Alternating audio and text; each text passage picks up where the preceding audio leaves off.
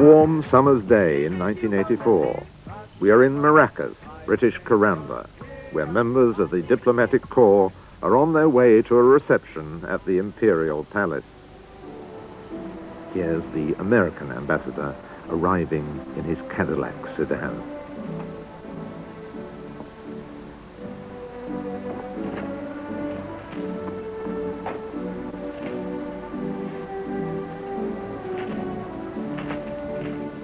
Followed by the British ambassador in his Rolls-Royce.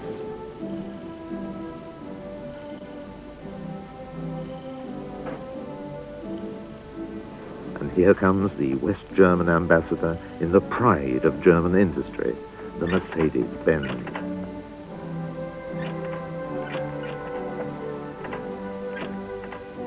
And what could be more natural than that the Swedish ambassador should drive up in a Volvo?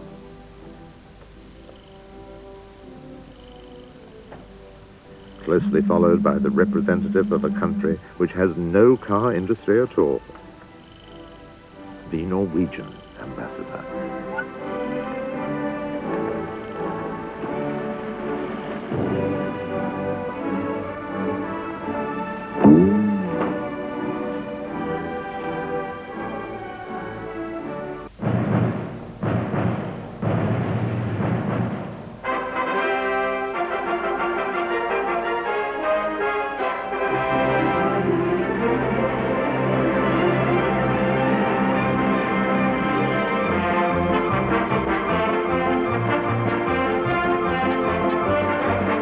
The Kingdom of Norway is a small country, but despite this we have more than 1,700 consulates and embassies scattered over 20,000 countries, including 27 in Norway alone.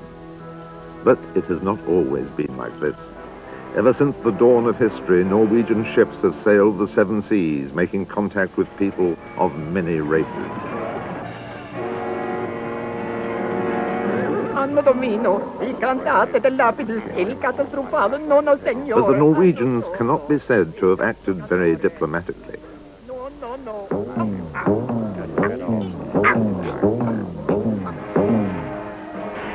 And in 1066, the Viking Age ground to a halt. This also meant an end to the rich trade and exploration activities, and in no time, Norway lapsed into total isolation. Meanwhile, the rest of Europe underwent a remarkable development as a number of inventions and discoveries saw the light of day. The sea route to India, the art of printing, gunpowder, the automobile, electricity, the Negro, the Hawaiian shirt, the force of gravity, see-through underwear, and a hell of a lot of churches. In 1905, Norwegians woke up and discovered to their surprise that they had been ruled by Danes and Swedes for 500 years. The Danes and the Swedes had grown prosperous while Norwegians remained poor. As a nation, Norway was on the point of going under, even before she had reached the surface. Something had to be done. The keenest minds in the land put their heads together, or vice versa. It was finally decided to send the well-known polar explorer Nansen to London to break the ice and to prepare the ground for a proper Norwegian diplomatic service. Nansen was later awarded the Nobel Peace Prize for crossing Greenland on a pair of wooden skis. Trade and industry prospered, and once again Norwegian ships sailed the seven seas. And in time, an airline was established in cooperation with Scandinavian colleagues. Contact with the outside world had been re-established, and the need for a professional diplomatic corps was now urgent. In 1945, an institute for the training of Norwegian diplomatic personnel was officially opened. The Academy of Ambassadors was now a reality. Students must undergo a demanding 5-year course involving subjects such as eating, drinking, and smoking in order to qualify for the task of running a Norwegian embassy. Students are recruited from every part of Norway. In many ways, training resembles that given to officer cadets. Details such as how to knot or not to knot a tie, dandruff, cuffs, and protruding ears, as well as deportment and adequate number of teeth, are of prime importance. And then it's off to the depot.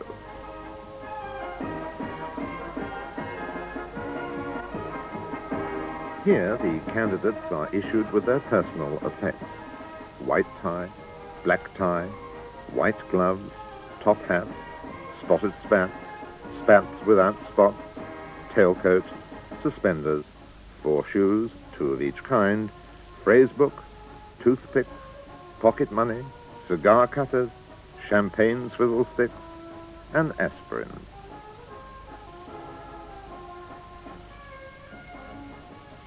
We are now witnessing an ordinary classroom session at the Academy of Ambassadors.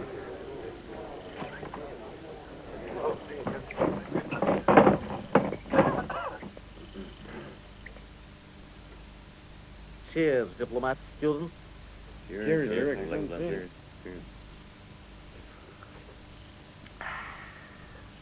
Sit down.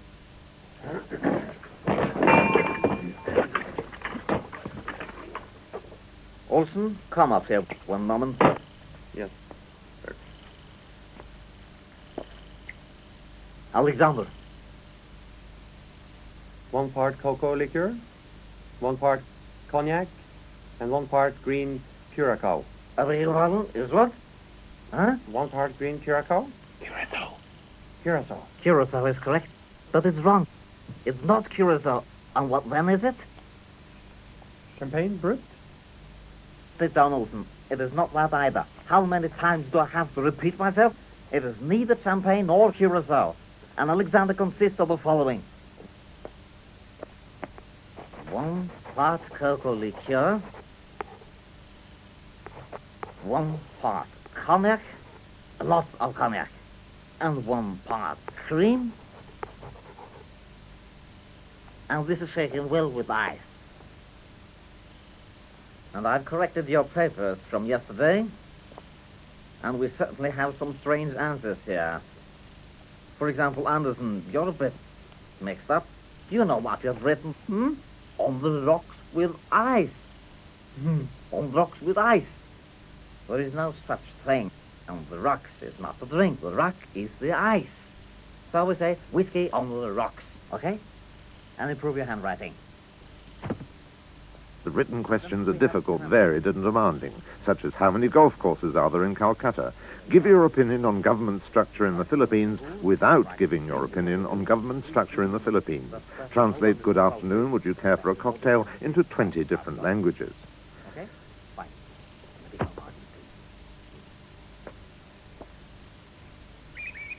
During the lunch break, when it finally arrives, students can either enjoy a breath of fresh air in the pleasant grounds of the Academy or retreat to the cafeteria, which offers a wide variety of duty-free delicacies from every corner of the globe.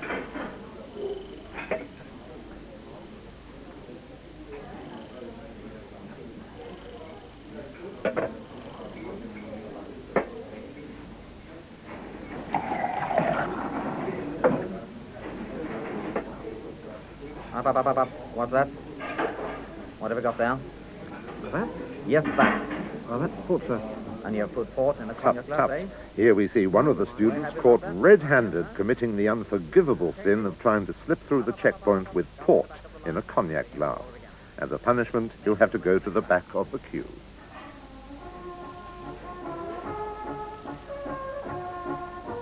Diplomats must familiarize themselves with international dining room etiquette. And for this reason, students must learn the names and uses of the many accessories involved.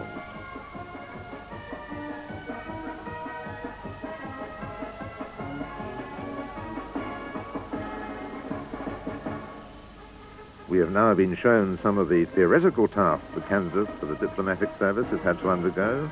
They're also given practical training. In this case, walking on a red carpet.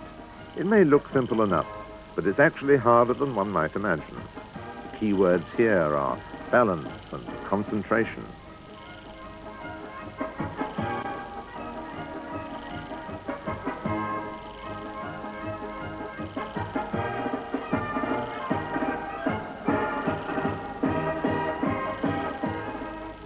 Getting in and out of cars where style, dignity and elegance are essential.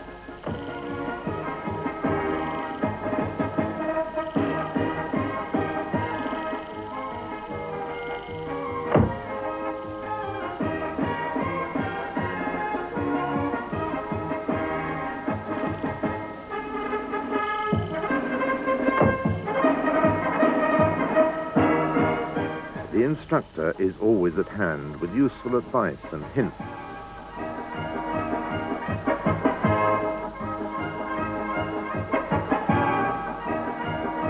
Today's technology has brought nations closer together, and as aircraft are the means of transport most frequently used by diplomats, they naturally need to study professional disembarking techniques.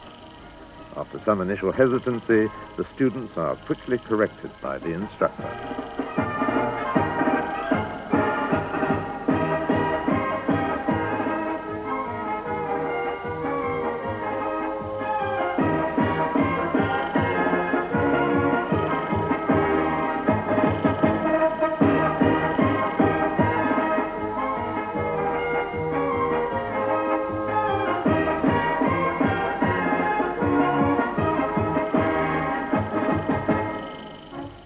And then, at last, after 5 years of hard work, the great day dawns. The period of training is at an end, and the time has now come to award diplomas and certificates of merit.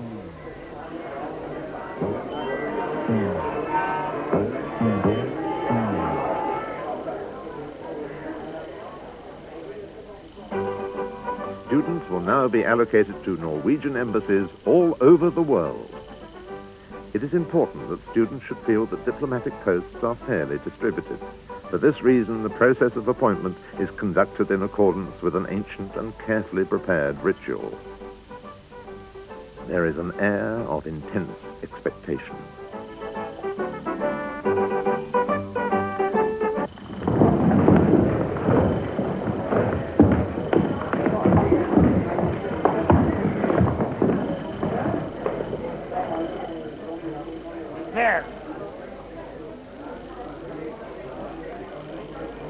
The ceremony is followed by an end-of-term ball in the banqueting hall of the academy, to which wives, fiancées and mistresses are invited. A festive occasion which traditionally lasts well into the early hours of the Nordic summer dawn, neath the light of the midnight sun, except on this particular night it happens to be raining.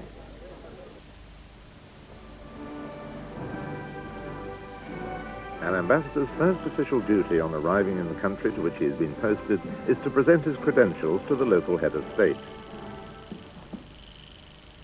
Occasionally, several nations submit their credentials at the same time.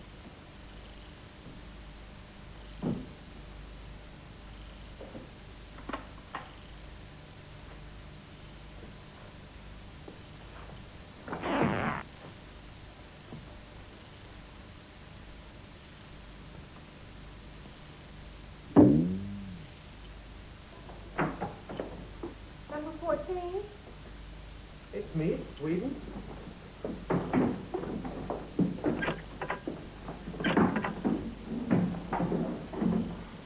On behalf of the government and democracy in oil production and peace, understanding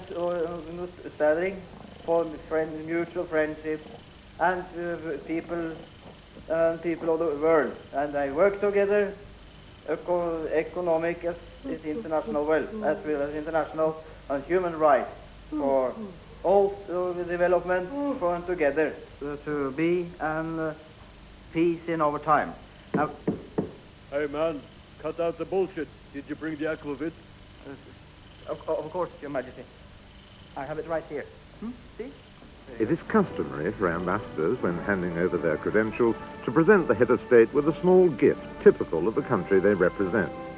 Books, peas, railroad tracks, pickled noses, stuffed dictators, shrunken heads, Russian roulette, snowplows, ripped-off ghoulies, tattooed tits, whips, arsenic and old lace, contraceptives, hand grenades, foot grenades, vultures, and a small atomic bomb.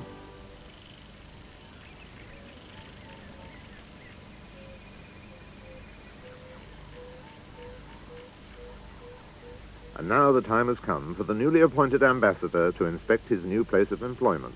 After all, for the next 5 years, the embassy will also be his home.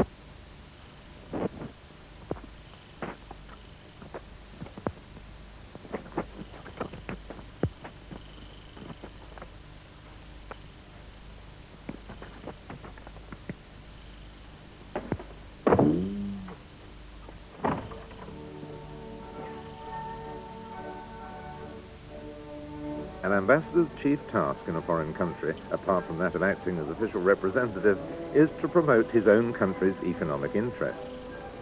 We're now in Vienna, where diplomats representing a number of different nations have come together to have a good time. There will also be time and opportunity to promote one's national products.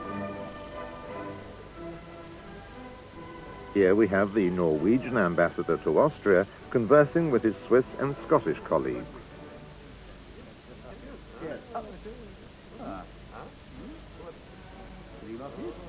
The Norwegian is naturally trying to push dried fish, which is exported to more than 2 countries worldwide. And now the Swiss ambassador. Watch his arm.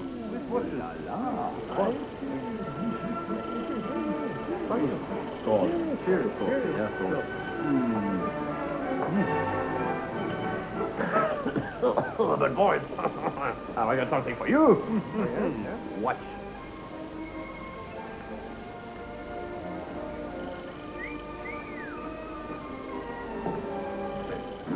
The superpowers, of course, are also represented. Here we can see the Soviet ambassador and his American colleague enjoying a friendly chat.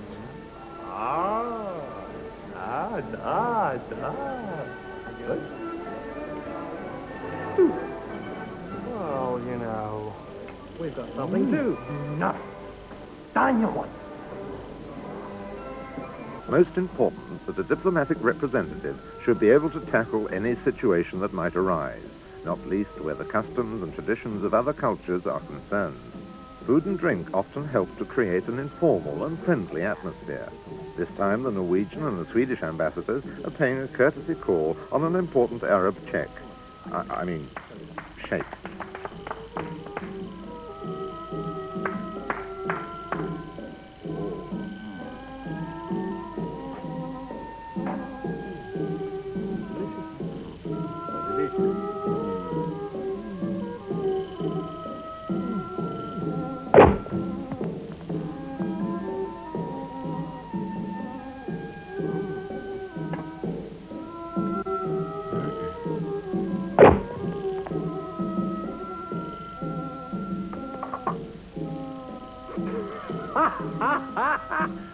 Rigorous diplomatic training is vital.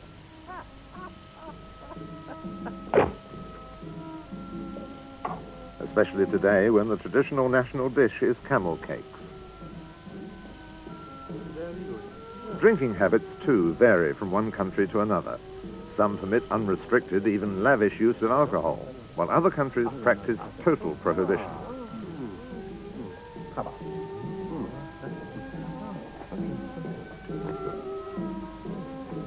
Cheers? Cheers. Cheers. Good one, this. A bit dry, but very good. How is the economy? The oil is quite good. So I wonder about OPEC. Is that the brother of Gregory Peck? Yes. One of the highlights in an ambassador's career is when he acts as an intermediary in negotiations between the superpowers. Here, the Norwegian ambassador in Geneva has assumed the important role of interpreter in the signing of a trade agreement for the export of 250 plastic peace pigeons between the USA and the Soviet Union.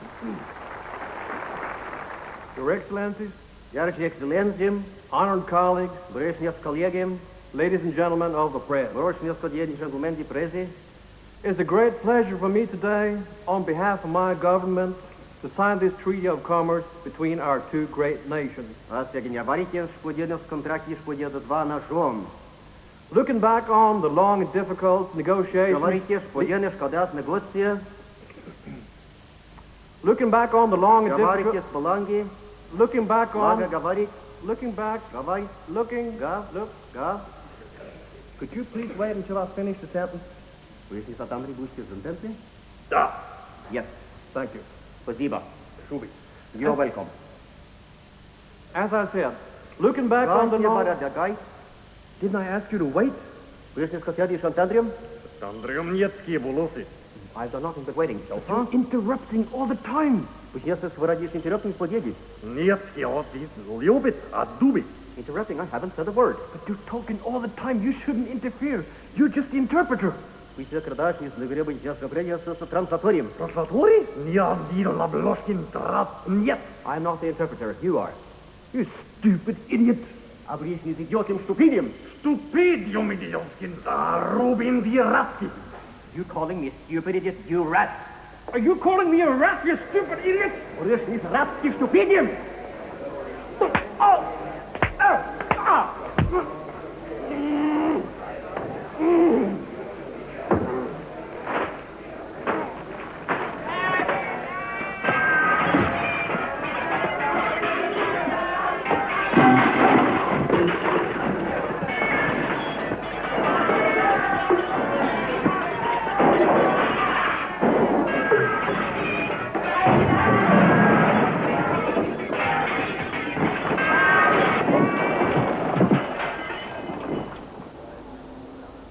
Fortunately, diplomats do have time to enjoy the occasional relaxation from their official duties. The 39th Diplomatic Summer Games were staged this year in the garden of the Swiss Embassy in Oslo. One of the most popular events is the game of hat tricks. The gold medal was won by the Czech chargé d'affaires, who defeated the Chinese military attaché 6-4, 5-7, 6-3 in the final.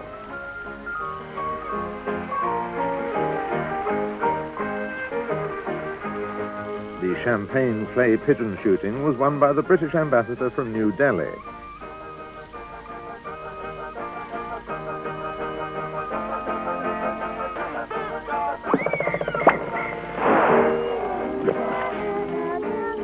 With a score of 395 points, he set a new diplomatic record. But the event that attracted the largest entry was the 60-yard cocktail race. The final was run in superb spring weather.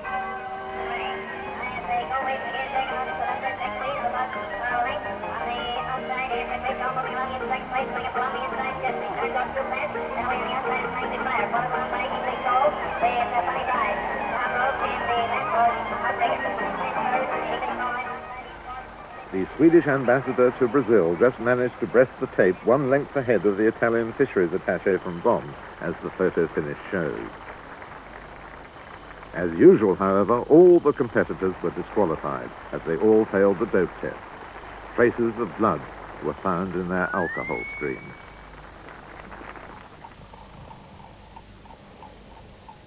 So far, we have considered some of the chief duties of Norwegian ambassadors all over the world.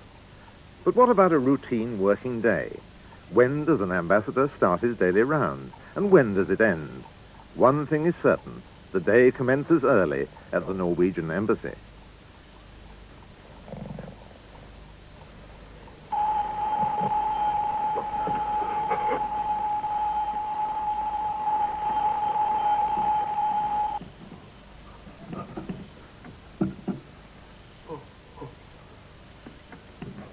Long before the sun peeps over the horizon, he has to wake up if he wants to make the 6:05 cocktail.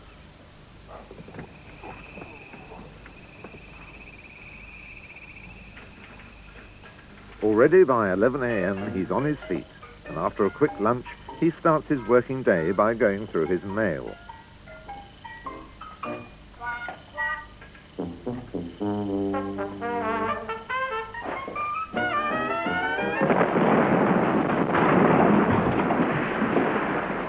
No matter where in the world he may be, even an ambassador looks forward to payday.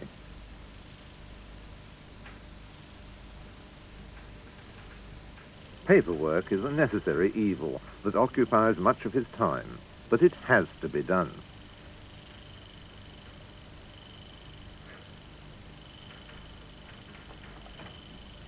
Mrs. Anderson, do you know a dance starting with T? 5 letters. Tango? Tango?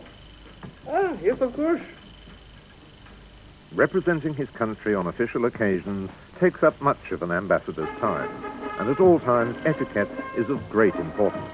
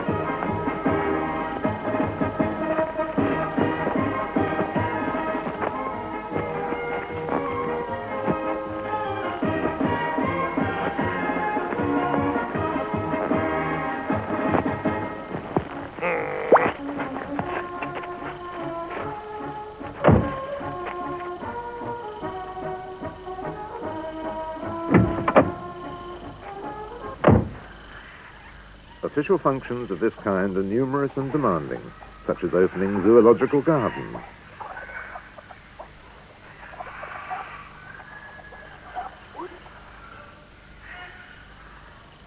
We are together again here to try to work something out. An ambassador's working day does not end at 5 o'clock. Many would say that it hasn't even begun. In order to bear the burden of a long and exhausting working day, many a veteran member of the diplomatic corps will often adopt certain ways of relaxation during official ceremonies, like dozing off with their eyes open.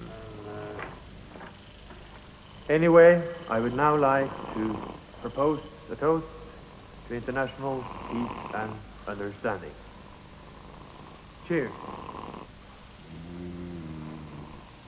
But even the most hardened ambassador will find it difficult to cope with a large plateful of bouillabaisse at the conclusion of a working day.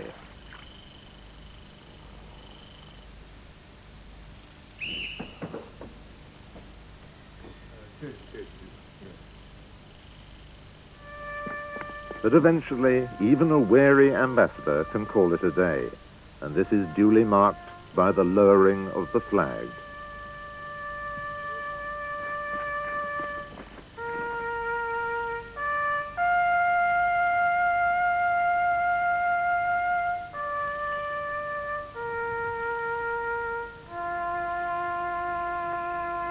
This, then, is the daily routine, day in, day out, year out, no matter in what corner of the globe he may be serving his native land.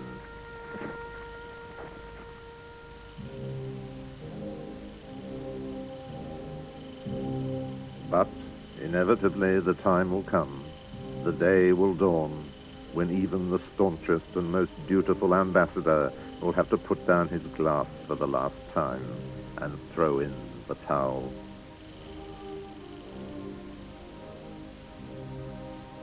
It is no secret that international diplomacy draws up its own ranking list.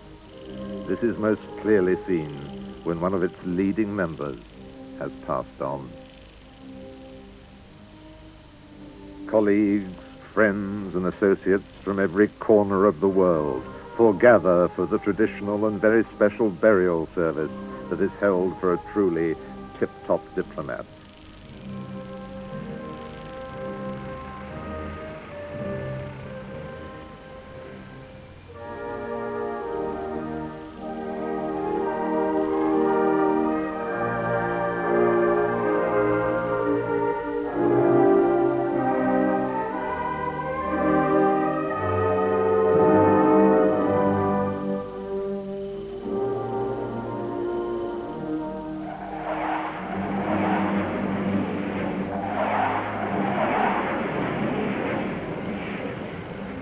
A person who has dedicated his whole life to the task of bringing the nations and peoples of this earth closer together, international understanding and peace in our time.